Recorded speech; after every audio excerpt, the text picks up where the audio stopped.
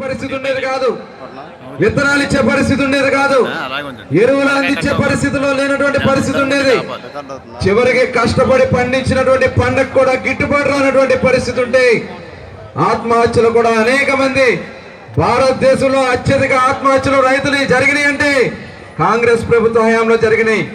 మాయ మాటలు చెప్పారు, ఉచిత కరెంట్ అన్నారు, అన్ని రకాలుగా కూడా రైతాంగాన్ని మోసం చేస్తే ఆ రోజున ఆత్మహత్యలకు సిద్ధపడినటువంటి తరుణంలో మన ముఖ్యమంత్రి చంద్రబాబు నాయుడు గారు సుదీర్ఘంగా 207 రోజుల పాటు 2811 కిలోమీటర్ల పాదయాత్ర చేసి రైతులకి భరోసా ఇచ్చారు. మీకు ఇచ్చినటువంటి అప్పులన్నీ కూడా రుణాలు తీర్చే బాధ్యత నేను తీసుకుంటానని చెప్పి ఆ రోజు మాట చెప్పి అధికారంలోకి వచ్చిన వెంటనే భారతదేశ చరిత్రలో ఇప్పటి వరకు జరిగినటువంటి రైతు రుణమాఫీ మొత్తం 29 రాష్ట్రాలు కలిపి 50,000 కోట్లయితే 13 జిల్లాలతో కూడుకున్నటువంటి చిన్న రాష్ట్రం అయినటువంటి ఆంధ్ర రాష్ట్రంలో 24,000 కోట్ల రూపాయల రైతు రుణమాఫీ చేసి చూపించినటువంటి వ్యక్తి మన చంద్రబాబు నాయుడు గారు. ఈ రోజున అదే కాదు, రైతాంగానికి భవిష్యత్తులో నీళ్ల సమస్య ఉండకూడదు, ఆ నీటి కోసం ఈ రోజున రైతులు కష్టాలు పడకూడదని చెప్పి భావించి మనకున్నటువంటి ప్రధానమైనటువంటి 2 నదులు కృష్ణా గోదావరి నదులు.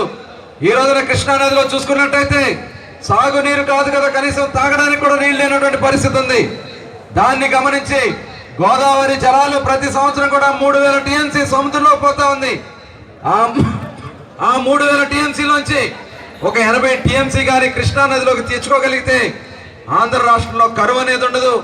ఆ కృష్ణా నదిలో ఆదాయం అయినటువంటి నీటిని పైన ఉన్నటువంటి మరి తెలంగాణ మన రాయలసీమ ప్రాంతానికి పంపింగ్ చేసుకున్నట్టయితే రాయలసీమ కూడా సస్యశ్యామలమైనదని భావించి పోలవరం నిర్మాణం జరగడానికి ఇంకా 4 సంవత్సరాలు పట్టే అవకాశం ఉంది. కాబట్టి మొదటగా పట్టిసీమ కార్యక్రమాన్ని తీసుకుని కేవలం 5.5 నెలల్లోనే భారతదేశ చరిత్రలో వాజ్పేయి గారు ప్రధానమంత్రిగా ఉన్నప్పుడు చేపట్టాల్సిన భావించినటువంటి నదుల అనుసంధాన కార్యక్రమానికి శ్రీకారం చుట్టి 5.5 నెలల్లోనే గోదావరి జలాల్ని తీసుకొచ్చి కృష్ణా జలాల్లో కలిపినటువంటి ఘనత మన ముఖ్యమంత్రి చంద్రబాబు నాయుడు గారిది.